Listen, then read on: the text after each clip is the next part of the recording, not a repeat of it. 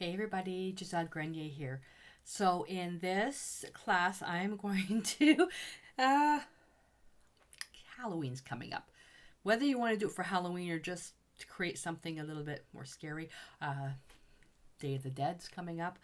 I was inspired by Mia's winter coat. I got this when we first adopted her, and she's grown out of it. And this was her winter coat. I cut it up because it was kind of big for camera use. So that was her her winter coat. Yeah, I know. She's a tough dog. So I was inspired by this, and so I thought, what can I do with this? I thought I can do a typical painting. What I want to do is take a rock, that idea, and a paint pour. Yes, another paint pour. Because it's so different. And paint pours are amazing because you can create, whether it's the same technique, you get a different piece of art every single time. It doesn't look the same every time. I can do this on 10 different rocks because the rocks will all be different, and I'll get 10 unique designs. The rocks are different shapes. The gravity will pull the paint in different directions. So you can make something unique. Now what's great about paint pours as well, because they're also abstract, you can do them in batches, and if you're selling at craft shows, Christmas fairs, spring fairs, bazaars, and all that stuff, bazaar kind of cheapens it, but not to cheapen it, but just, if you sell your work, paint pours are a great way because each piece is unique. So somebody can say, well, I want 3 of these exact same. It doesn't exist. It's always a unique piece. So on the table, I want to show you what I'm going to be using and some of the work I've already done ahead of time to save time. So I've got this beautiful rock that I've already prepared with gesso. The rock is cold because it's only 9 degrees outside. It's cold, so it's ideal. So in the summertime, when, like yesterday, Mother Nature's pissed again. Yesterday, with the humidity, it was 40 degrees Celsius. Right now, with the wind chill, it's 9. This is why we're all going to get sick. So the rock is nice and cool. When it's hot, I don't like painting on rocks when it's hot because the rocks get hot, the paint dries way too fast on the initial layer. So I've got this rock, and I've already prepared it with gesso, and I use a Decor Art Media gesso, and I put on here 4 coats all the way around. You can see this one's got a 5th coat on the bottom because this is going to be what sits. Now I've got little plastic cups here, which the rock is going to sit on top. The paint is going to be poured. It's going to drip down the bottom, and then we're going to let it dry. But then when we pull it off, we will have to finish the back. I'm not going to show that on camera. It's just painting it, sanding it, and painting it to finish it. And then you can, if you're going to be giving it away or selling it, just sign your name. Okay, that takes care of that. So then I just used a flat brush for that. Get that out of the way. So the colors, very simple, black and white. So I'm using the Decor Art Media Fluid Acrylics, titanium white, carbon black, and then I'm using the Decor Art pouring medium. 2 parts paint to 1 part of the medium. So I'm using these little cups here, and little medicine cups. So measure that up, and I pour the medium last, and then mix it up like crazy. So with the black, you'll be able to see when it's mixed because it becomes one color. With the white, not so much because it looks the same. So with the white, I always mix it for about a minute just to make sure. The white is very fluid. I don't know if it was in manufacturing, but even listening to it, the black feels a little bit thicker. So I will add a little bit of water to the black just to try to keep it consistent. I will tell you right now that although my inspiration is this skull, that's not what it's going to end up being like, because when we pour the paint on here, the rock is really rounded. It's going to pull everything to the side. So we'll see what happens.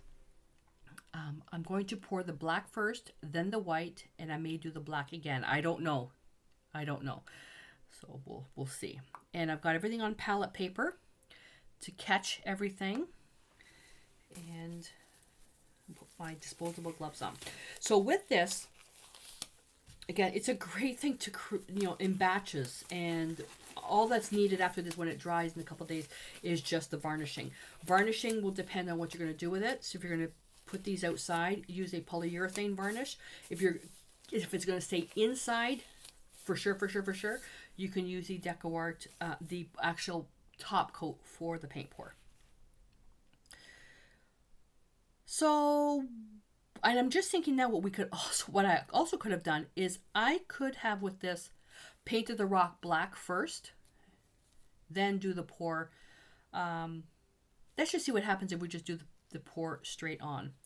So let's, oh, this is really fluid. Okay, so let's get the paint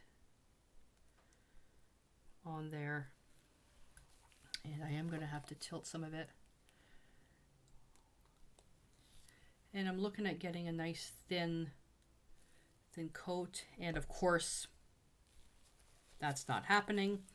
So let's just give it a tweak. Yes, I could use a paintbrush for this. That just means I have to clean the paintbrush.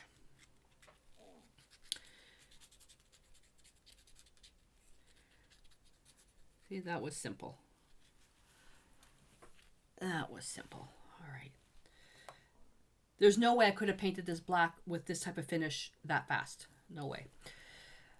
All right.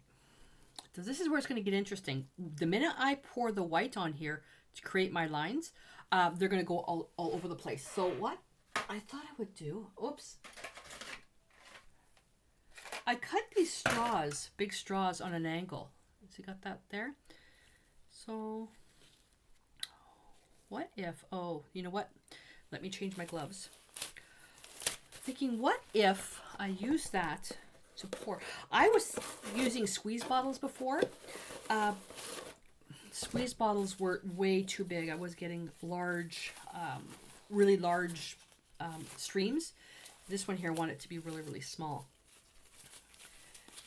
And if this rock works out, I'm not going to do it as an abandoned art. I know exactly who I'm going to give it to. Well, I won't have to give it to anybody. They're going to ask for it. So what I'm going to do is I'm going to take this, I'm going to plug it up, and I'm going to pour.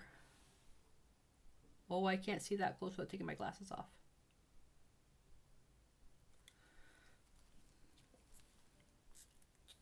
There we go. Okay, we ready?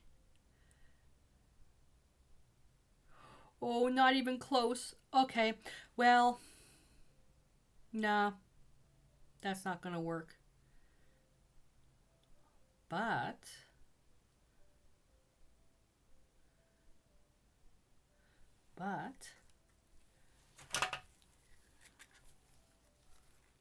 what if, oh, I don't have enough black.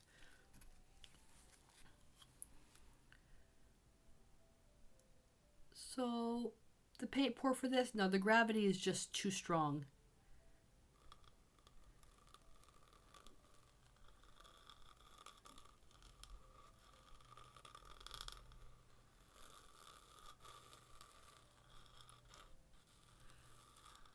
Well, what can we do if we did a drawing on it? Could we do that?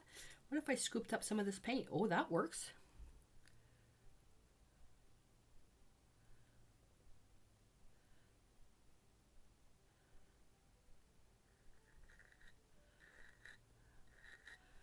Does that look like a face? It does, doesn't it? That is so cool. Let's see if I can get a little bit more here. So we can scoop this up.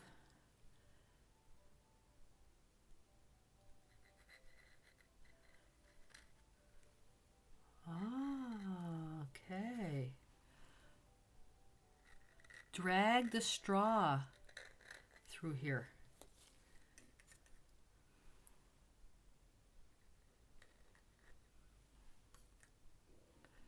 Drag the straw.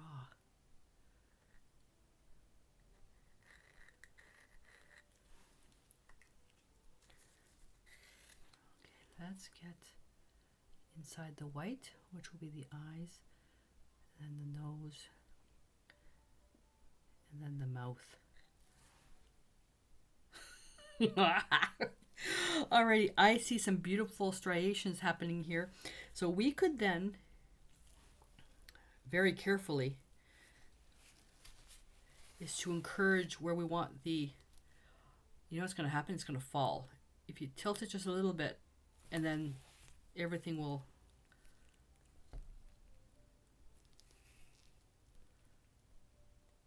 There we go. Here we are. Look at that. Oh, yeah.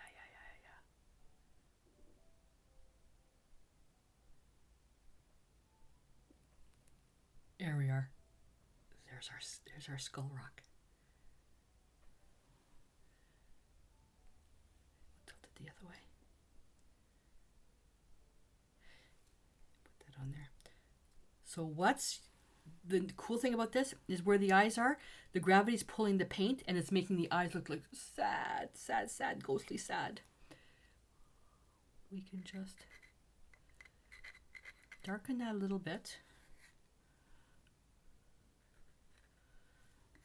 Just to kind of define that a little bit more. The nose.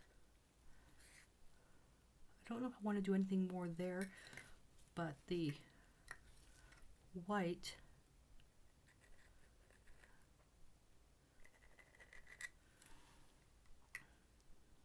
get a little bit more happening there, just to define this a little bit more. And let's get a little bit of something happening here. So cutting the straw definitely works to the benefit of the actual pour. You can be a little bit more creative as to where you can have things. There we go. That looks even better. Okay, so I'm going to try to figure out how to put this on my drying rack. Take a snapshot right now what it looks like, because in 2 days when we come back, when this is dry, it's not going to look like this because gravity is going to keep pulling the paint, and then we'll see what it looks like when it's dry. So yeah, I'll see you in a couple of days. All right, the skull rock, nothing. So my idea of the paint pours with this creating something like with the skull, it didn't work because look, all the paint just came off. I'm gonna put some gloves on for the next step. So nah, nothing you can do about it. Like I said before, paint pours, totally unpredictable. You can have an idea where the paint's gonna go, but yeah, it's all abstract. Now for varnishing. So on the back side, it's always a mess. On the back side, it's always a mess. What I like to do is just basically with this is a coat of flat coat. There, I did it again. An even coat of one color of paint, and then basically you can sign it, do whatever you want. I'm not going to waste your time with that. And then basically now it's just the varnishing. So if you're going to use the clear pour and top coat, you have to remember it's for indoor use only. Same as triple thick, whether you use the bottle or the spray. What I use and recommend is the Americana Dura Clear varnishes. They're indoor, outdoor, and they have a wide variety of finishes. So I want to try and experiment with this. I have a special brush that I use for varnishing, and I didn't clean it very well, so it's gotten kind of hard. The only other brush I have that's the same is an actual paintbrush, and I don't want to use that for varnishing. So I thought, I want to use the Duraclear varnish. I have a brush. I just using an excuse to try an experiment. What if? So with the top coat, you pour the varnish on. You don't brush it. You pour the varnish on. Why couldn't I do the same with this? So I've already done some other rocks with the high gloss. Let's try just the gloss. So you just about 2 hours before I use a varnish, I shake it and then I let it sit. And I want to see what happens, because if this works, then I'm going to get a bunch of little clear bottles for the clear pouring top coat, so there'll be less waste. But this is just an experiment. Now I have 4 bottles of this, so I'm not too worried about running out, where I can get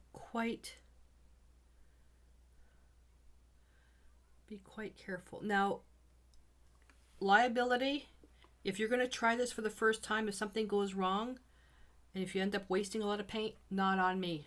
I'm doing this as an experiment. You know, I love... Joe said, you should rename your YouTube channel Art Experiments. So it is actually flowing quite nicely. I love this varnish. The only thing I don't like about varnishing, period, it's even worse when I varnish my oil paintings, are the brush strokes. I hate brush strokes when I'm varnishing. So there's less waste with this than with the clear pouring top coat. Because I can pour a little bit on there, let it go. I can see, then just put a couple of drops. So I think I'm going to actually get some little containers, squeeze bottle containers. The ideal ones are the actual fluid acrylic ones, but you would have to make sure that is so clean. DecoWare should sell just the containers like that. I know they sell the bigger ones, but little ones for stuff like this. And the varnish is just going right underneath. I love this. Wow. So, yeah, awesome. Now I'm thinking what I can do is I can then take a clean brush and then scoop up whatever is there and just brush right underneath. And just get right underneath. And it's underneath, so I don't care about the brush strokes. Now I can't see the backside, so I'll have to do that off camera. And then that's where, now what you can also do too, if you're going to use this outside, then the bottom really doesn't matter. But if you're going to display it somewhere, you can also cut a piece of felt on there and then glue it.